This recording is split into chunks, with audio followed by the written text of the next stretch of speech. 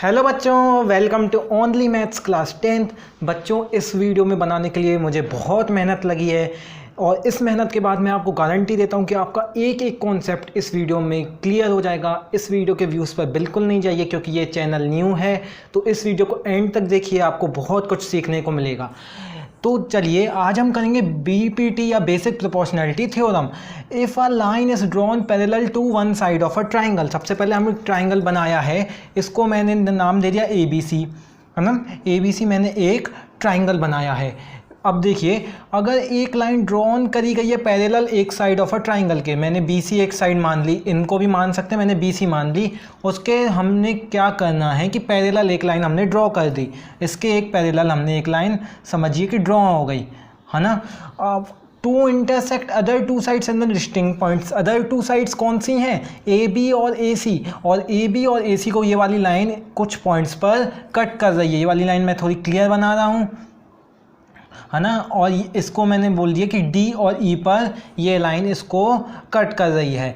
तो the other two sides, यहाँ से हमें प्रूफ करना है कि क्या प्रूफ करना है ना, the other two sides are divided in the same ratio. हमें यही प्रूफ करना है कि अदर टू साइड्स यानी कि AB और AC सेम रेशियो में डिवाइड हों।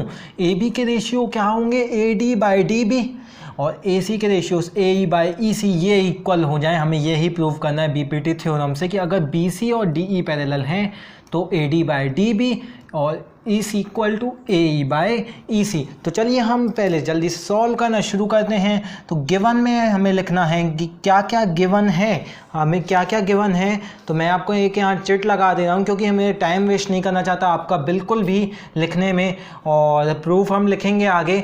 यहाँ देखिए, हमें लिखना है गिवन में ABC is a triangle, DE इस line intersecting AB and AC, है ना, और DE is parallel to BC। हमें गिवन है कि DE और एक पैरेलल है BC के, ठीक है। तो ये आपको गिवन में यहाँ लिखना है। दूसरे नंबर पे आपको लिखना है टू प्रूव। टू प्रूव में आपने क्या प्रूव करना है कि AD/DB इक्वल होना चाहिए AE/EC के। AD/DB इक्वल होना चाहिए AE/EC के। अब से देखिए सॉल्यूशन शुरू है।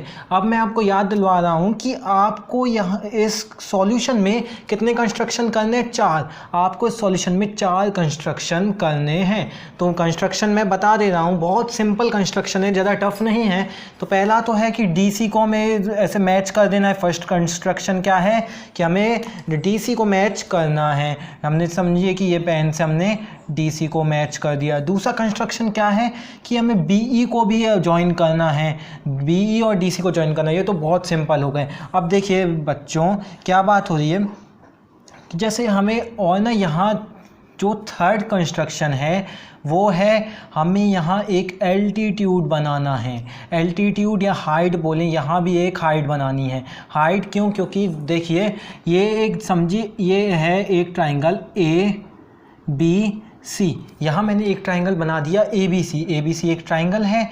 अब हमें ABC का एरिया निकालना है, तो हमने मान लिया बेस AC को बेस निकाला, तो इसका हाइट क्या होगी? ये ट्राइंगल का एरिया क्या होता है? Half into base into height. Base AC को माना तो इसकी हाइट कुछ ऐसी बनानी पड़ेगी।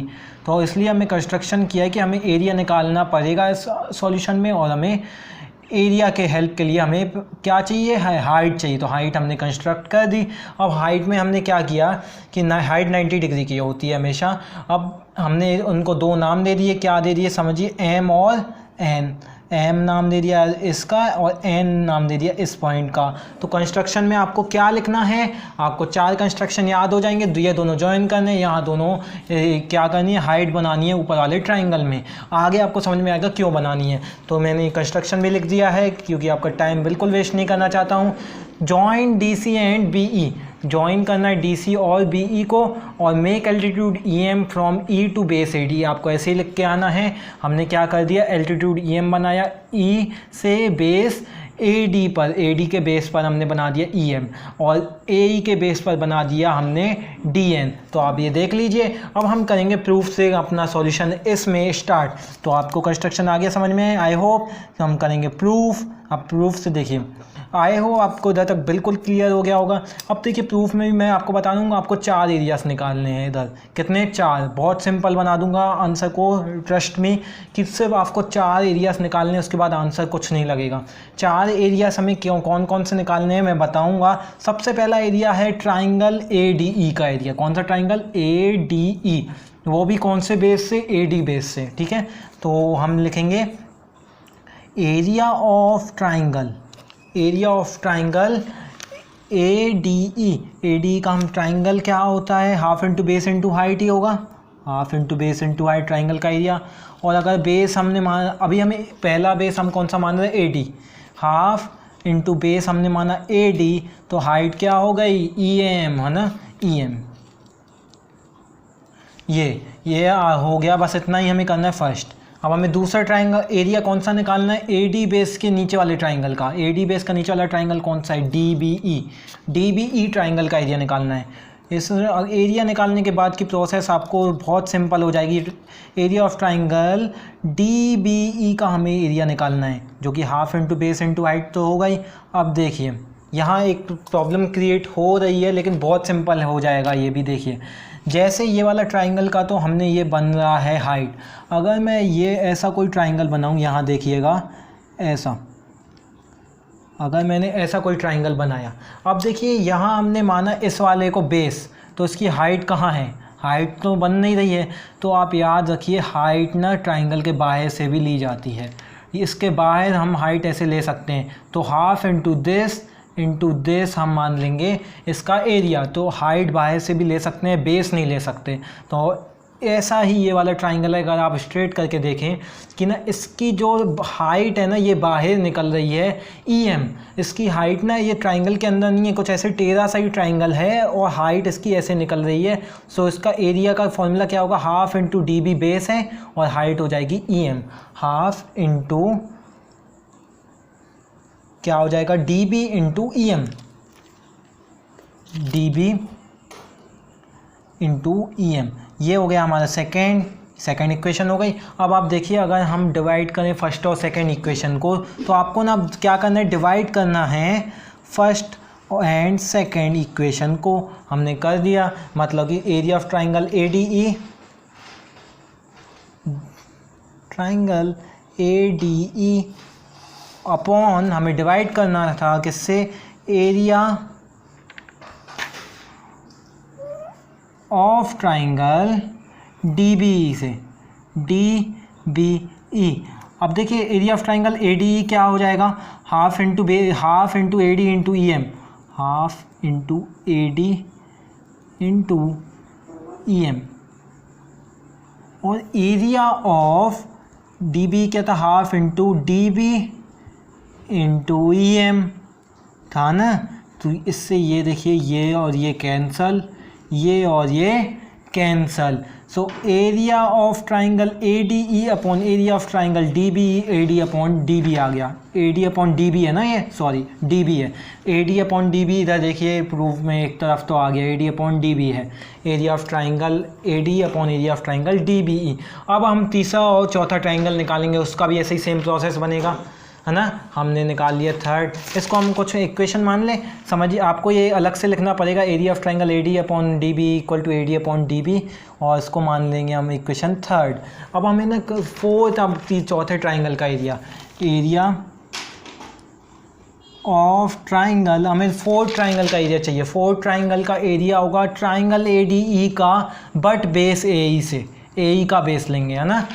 Area of triangle A D E is equal to half into base into height, is equal to half into base क्या लिया हमने, अभी हमने बेस क्या लिया है, ए ई, तो हाइट क्या हो जाएगी, D N, half into A E into D N, half into A E into D N. I hope इतना तो बहुत सिंपल। अभी तक मैं थोड़ा रिवीजन कर लें, 4 कंस्ट्रक्शन के बाद सिर्फ हमने ना ये 2 ट्राइंगल का एरिया निकाला है, बाकी कुछ नहीं हुआ है, बहुत सिंपल है। अब हम ना ये दोनों ट्राइंगल का भी ऐसे एरिया निकालने, डिवाइड करेंगे और 4 कंस्ट्रक्शन 4 एरियाज़ के बाद इस क्वेश्चन कुछ लगेगा ही नहीं आपको। आई होप मैं आपको ट्रस्ट दिलवा रहा हूँ बिल्कुल। Half into A E into D N, है ना। अब देखिए ये इसको मैंने मान लिया 4th इक्वेशन, 3 इक्वेशन हो गई हैं। अब ऐसे ही एरिया ऑफ चौथे ट्राइंगल कौन सा बचा, ट्राइंगल ए ई बेस के नीचे वाला ट्राइंगल, ए ई बेस का नीचे वाला triangle D C E, area of triangle D C E. अब थोड़ा मैं स्पीड में कर रहा हूँ। Half into base into height, half into base हमने क्या लिया, अब इसका बेस ई सी लेंगे, ई सी है तो हाइट क्या हो जाएगी डी एन। बिल्कुल ऐसा ही ट्राइंगल बनेगा टेढ़ा सा जिसकी हाइट बाहर निकलेगी। अगर आप इसे ऐसे स्ट्रेट करके देख लो, half into D C, half into E C into D N, half into E C into D N, ये हो जाएगा 5वां। और फिर से वही हम डिवाइड 4 and 5, है ना, डिवाइड 4 and 5। अब देखिए अभी तक मैं 20 सेकंड का रिवीजन कर लें तो हमें क्या प्रूव करना था, A D upon D B is equal to A E upon E C. हमने कर लिए 4 कंस्ट्रक्शन, वो हैं 1, 2 जॉइंट, 2 एल्टीट्यूड का। एल्टीट्यूड का क्यों, हमें 2 तरीके से एरिया निकालना था इस ट्राइंगल का। फिर हमने 4 एरियाज निकालने थे टोटल। एक था हमें ना ये वाले ट्राइंगल का एरिया, और उसके नीचे हम कौन से बेस वाला, अगर हम ये वाली बेस लेना है तो इसको डिवाइड करना था। अगर हम ए ई बेस लेना है तो ए ई बेस के नीचे कौन सा ट्राइंगल है, डी सी ई, इसको डिवाइड करना है ए डी ई से। तो हमें 4 ट्राइंगल, और इस ट्राइंगल को पहले इससे डिवाइड किया, इस ट्राइंगल को इससे डिवाइड किया, और कुछ नहीं हुआ है ज़्यादा। आप ये बस अपने दिमाग में सेट कर लीजिए, है ना। तो हो जाएगा, मैं एक साथ ही लिख लूँ क्या, area of triangle A D E, मैं एक स्टेप अभी कम कर दूँगा इधर, area of triangle D C E, D C E था ना, डी सी, हाँ बिल्कुल डी सी ई हो जाएगा half into base into height. तो अब देखिए हाफ, अब ये हो जाएगा half into A E into D N upon half into E C into D N. Half से हाफ कैंसिल हो जाएगा, डी एन से डी एन कैंसिल। मैं एक स्टेप कट कर रहा हूँ, आपको लिखना पड़ेगा, और वो हो जाएगा ए ई अपॉन ई सी, है ना। आंसर ये आ जाएगा, और ये आपकी हो जाएगी 6 इक्वेशन। 6 इक्वेशन आप देख लीजिए, 4 एरियाज़ की इक्वेशन है और 2 डिवाइड की इक्वेशन है। 4 एरियाज़ की 2 डिवाइड की इक्वेशन है, 6 इक्वेशन है। अब देखिए, अब से यहाँ से आप, अब मैंने क्या आपको प्रॉमिस किया था कि यहाँ क्वेश्चन बहुत सिमिलर हो जाएगा, बहुत सिंपल और हो जाएगा, बहुत ईजी हो जाएगा। यहाँ अब मैं बता रहा हूँ क्यों। अब आप देखिए हमें क्या इक्वल प्रूफ करना था, ए ई अपॉन ई सी को हमें प्रूफ करना था A D upon D B से, है ना। A D upon D B से हमें इक्वल प्रूफ करना था ए ई अपॉन ई सी को। अब आप देखिए, अगर हम इस वाले पोर्शन को और इस वाले पोर्शन को इक्वल प्रूफ करेंगे तो ये दोनों अपने आप इक्वल हो जाएंगे। अब हम इन दोनों को कैसे equal, area of triangle A D E और area of triangle A D E तो इक्वल हैं ही। अब हमें क्या करना है, area of triangle D C E को इक्वल प्रूफ कर दें area of triangle D B E से, तो बात बहुत सिंपल, बहुत इजी बन जाएगी कि नहीं, एरिया ऑफ इन दोनों को। फिर ये दोनों अपने आप इक्वल हो जाएंगे। तो हम क्या करेंगे, ये दोनों तो इक्वल हैं ही, कैसे वो मैं बता रहा हूँ आपको। बिल्कुल देखिए आपको सिर्फ एक स्टेटमेंट ही लिखनी है। जैसे एक ये पैरेलल है, 2 लाइन्स हैं पैरेलल, ये 2 लाइन्स हैं पैरेलल। अब मैंने ना एक लाइन से ना 2 पॉइंट से मैंने ना जितने भी ट्राइंगल बना लूँ दूसरी पैरेलल लाइन पे, 1 2 3 4, इन सब का एरिया सेम होगा। इन सब का एरिया क्या होगा, सेम। क्या बोलते हैं, areas of triangle between same base and same parallel are equal. ये आपको स्टेटमेंट लिखनी है आपका बस, और आपको कुछ प्रूफ नहीं करना है। तो मतलब यहाँ अब देखिए ये दोनों ट्राइंगल है, जो डी सी ई ट्राइंगल है और डी सी बी ट्राइंगल है, ये कौन से बेस पे है, उल्टा करके देखिए तो डी ई बेस पर है। और इनका पैरेलल कौन सा है, बी सी, ये पैरेलल लाइन है, ये दोनों पैरेलल तो थी। और तो इन दोनों का एरिया तो इक्वल हो गया bye theorem. So area of triangle, अब देखिए अब इसके बाद अब तो आई गया, समझिए आंसर। अब एरिया, अब मैं बता दूँ कैसे लिखना है आपको एरिया ऑफ ट्राइंगल, क्योंकि लिखने की इधर प्रॉब्लम होगी। डी सी ई इक्वल हो जाएगा एरिया ऑफ ट्राइंगल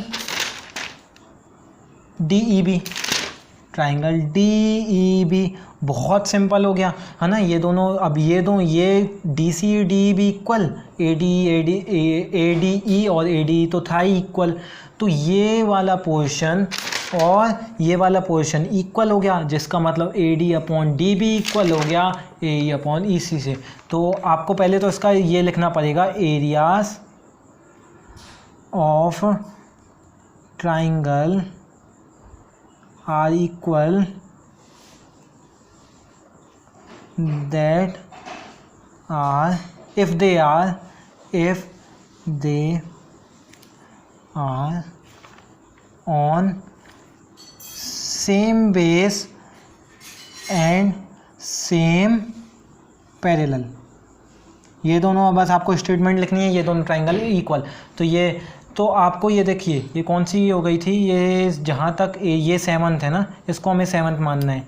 इसको मैं ऐसे ग्रीन से टिक कर रहा हूँ, 7th है ये, 7th इक्वेशन इंपॉर्टेंट है, एरिया ऑफ द इक्वल। आपको क्या लिखना है, आपको सिंपल सा लिखना है बाय इक्वेशन, कौन सी इक्वेशन, थर्ड, ये थर्ड थी,